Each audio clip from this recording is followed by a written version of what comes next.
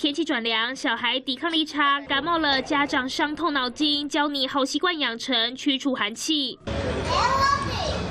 避开正中午，上午10点或下午2点左右，让小朋友晒太阳，尤其是后背，补阳气。或是拿出吹风机，用最低档温度隔着一层衣服，帮孩子的背部缓缓加热。也可以用保特瓶加温水热敷小孩的背部，接着双脚直接泡热水20分钟，有效调整体质。还是以运动为主吧，跟多喝水，对，然后增加就是身体一些的废物排泄这样子。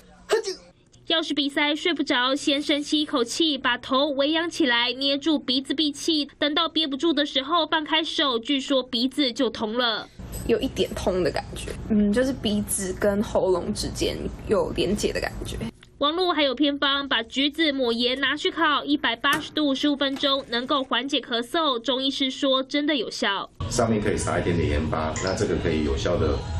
缓解咳嗽，然后甚至可以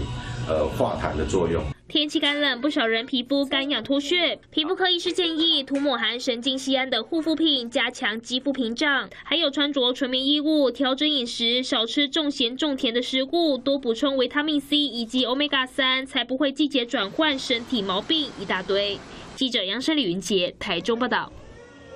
我是王一仲，新闻的产业带给我满满的使命感，不论是贴近民生的议题，或是国际的话题，我都能够精确、真实传达最完整的资讯给各位观众。当然，更多的新闻请锁定中视 YouTube 频道，记得按赞、订阅、分享，并开启小铃铛哦。